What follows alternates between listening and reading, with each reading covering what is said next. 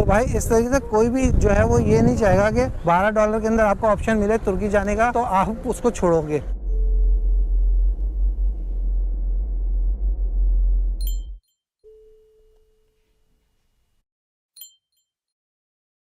Hello, welcome back. Start है another video from तुर्की से। अभी हम लोग जो है अपने होटल से बाहर आ गए हैं। स्पेशली आजकल का वेदर जो है तुर्की का काफ़ी अच्छा हुआ है, ना सर्दी है ना ज़्यादा गर्मी है, तो हवा भी थोड़ी बहुत चल रही है। अर्ली मॉर्निंग का ये व्यू है और यहाँ पर जो है अभी दुकानें वगैरह स्टार्ट हो गई हैं ओपन होना। मौसम ऐसा हो रहा है, कभी यहाँ पर जो है बादल होते हैं, कभी जो है वो एकदम धूप निकल जाती है, तो इस तरीके से चल रहा है। और एक्सपेक्टेड भी है थोड़ी बहुत जो है हल्की फुल्की रेनिंग। मॉर्निंग में हम लोग सुबह उठे तो फिर मैंने सोचा क्यों ना आप लोगों के साथ जो है वो मॉर्निंग का व्यू शेयर किया जाए। तो ये आप चेक करें कि मैंने सुबह जो है अर्ली मॉर्निंग तकरीबन जो है फजर के बाद एरिया को एक्सप्लोर करा है, वो पहले आप चेक करें। और सबसे अच्छी बात यहाँ पर ये है कि आपको अर्ली मॉर्निंग जो है समझ लें शॉप जो है तकरीबन 5 बजे के करीब ओपन हो जाती है।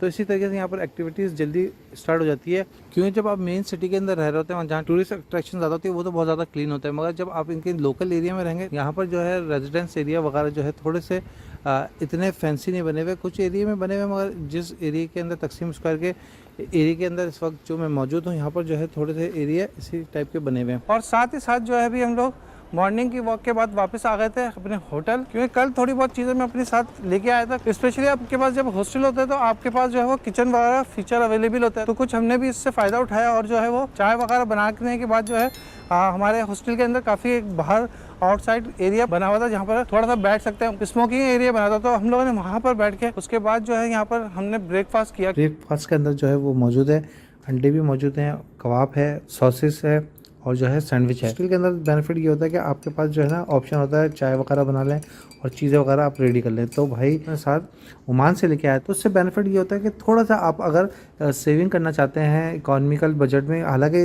इटसेल्फ अगर बाहर से भी करेंगे तो इतना कोई कॉस्टली नहीं होगा कि आप जो है अपने साथ कुछ ना कुछ सामान लेके आते हैं तो उसमें आपकी जो है सेविंग हो जाती है, पैसे बच जाते हैं। तो एटलीस्ट जो है आप एक दिन का अपने साथ जो है सामान ला सकते हो। आज की हमारी ये समझ लें ऑलमोस्ट जो है हमारा 100 लीटर से ज़्यादा जो है हमारी सेफ हो गई है।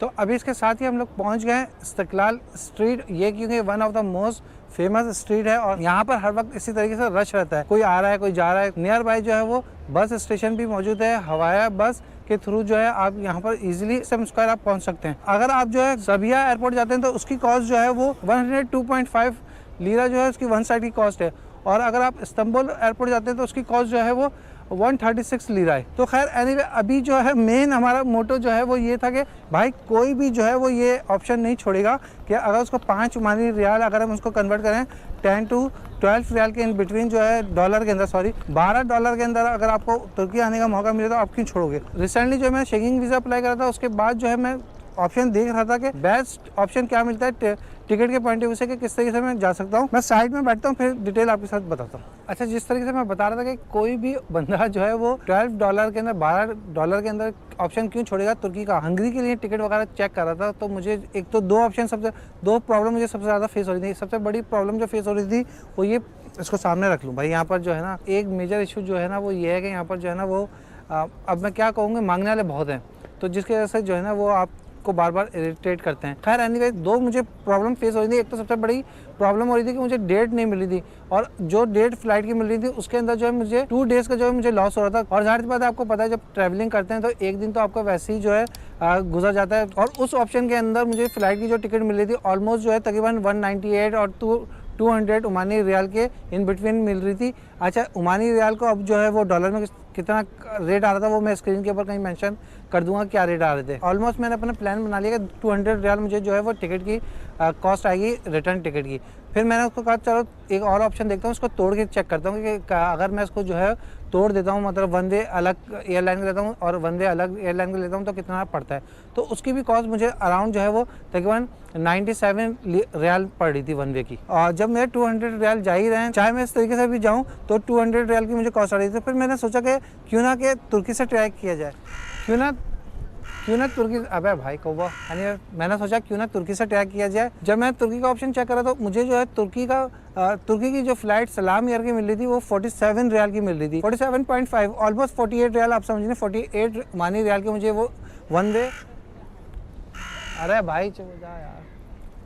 अच्छा, तुर्की की फ़्लाइट मिली, उसके बाद जो है फिर क्योंकि तुर्की का आपको पता ही है कि अगर आपके पास शेंगेन वीज़ा मौजूद है, चाहे आपके पास सिंगल एंट्री है या मल्टीपल एंट्री वीज़ा है, और आपने अभी तक यूज़ भी नहीं करा, क्योंकि मुझे भी थोड़ी सी एक डाउट हो रहा था कि यार मैंने अभी वीज़ा तो लगा है, वैलिड है और इसकी एक्सपायरी डेट बाकी है, और अगर मैंने इसको यूज़ नहीं करा तो क्या मुझे तुर्की में ई वीज़ा मिल सकता है? ई वीज़ा तो मिल जाता है, मगर एयरपोर्ट पर एंट्री मिलती है या नहीं मिलती? तो फिर मैंने खैर थोड़ा सा रीड करा इसके बारे में, तो मुझे पता चला कि आप जो है सिंगल एंट्री वीज़ा आपको शेंगेन का भी मिला है, तो आप तुर्की जो है ई वीज़ा अप्लाई कर सकते हैं।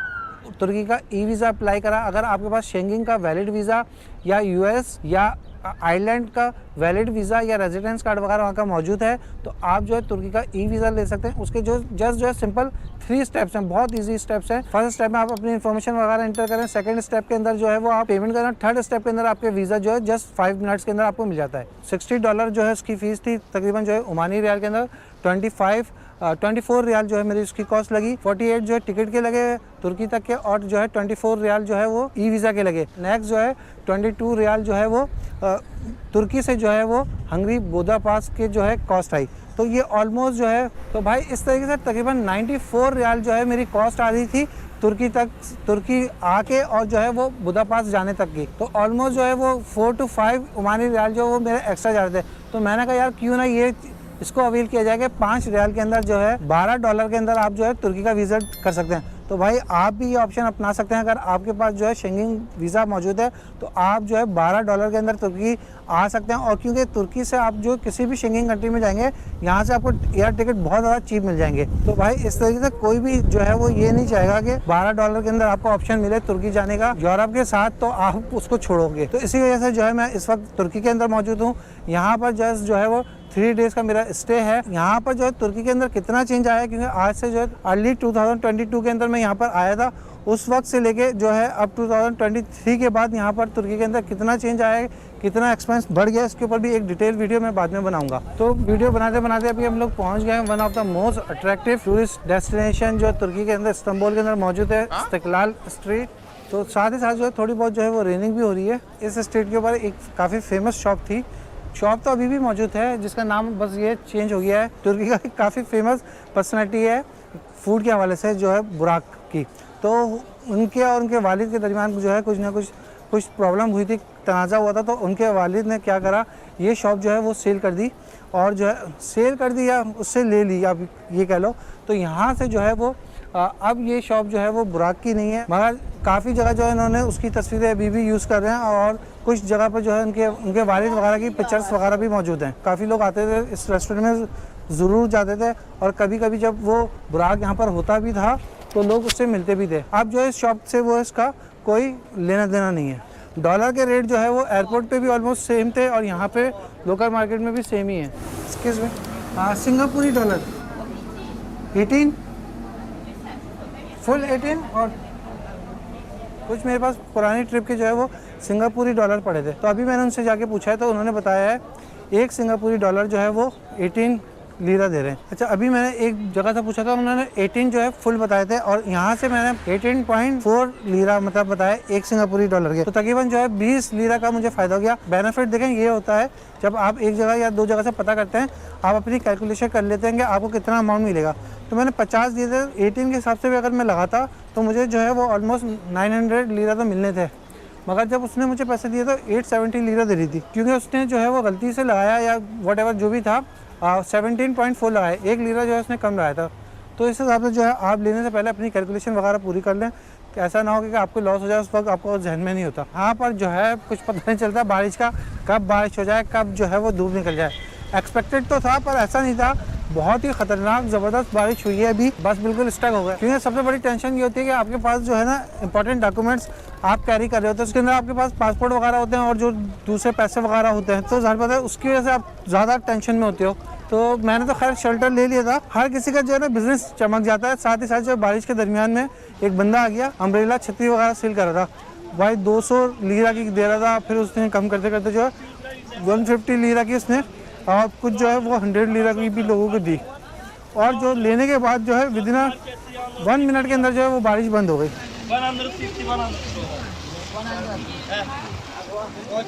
अपने साथ आप अम्ब्रेला रखो, क्योंकि कम से कम सेफ्टी रहती है, आपके पास डॉक्यूमेंट्स वगैरह होते हैं। तो आई होप सो ये वीडियो कुछ ना कुछ इन्फॉर्मेटिव रही होगी उन्हीं सब लोगों के लिए जो तुर्की ट्रैवलिंग करना चाहते हैं और स्पेशली उनके पास जो है कोई शेंगेन वीज़ा या यूएसए या यूके का वीज़ा वगैरह मौजूद है, तो वो कितने कम प्राइस के अंदर जो है वो तुर्की को विजिट कर सकते हैं। तो इसके साथ इस वीडियो को यहीं पर क्लोज करते हैं। मिलते हैं अनदर वीडियो में, अनदर लोकेशन में फ्रॉम तुर्की। मैंने तुर्की के ऊपर काफ़ी वीडियो बनाई है और आप अगर तुर्की आना चाहते हैं तो भाई आ जाओ, मैं आपको जो है ना सपोर्ट करूंगा। या कोई डॉक्यूमेंट से रिलेटेड या भी कोई भी आपकी क्यूरी है, आप मुझे जो है कमेंट्स करो या जो है मुझे इंस्टाग्राम के ऊपर कमेंट्स करो, मैं इंशाल्लाह आपको जो है जवाब दूंगा। क्योंकि ये वक्त मैंने भी देखा है, काफ़ी स्ट्रगलिंग मैंने भी की है। जो मेरी लैंग्वेज समझते हैं मैं उन्हीं को ज़्यादातर सपोर्ट कर सकता हूँ। एक चीज़ का ख्याल रखो कि हर बंदे के लिए हर कंट्री जो है सूटेबल नहीं होती, मगर फिर भी मैं इंशाल्लाह मैं आपको गारंटी देता हूँ, आप मुझसे कांटेक्ट करो तो मैं आपको किसी ना किसी कंट्री के अंदर आपको आपकी प्रोफाइल देखते हुए बताऊंगा कि आप किस जगह जा सकते हो।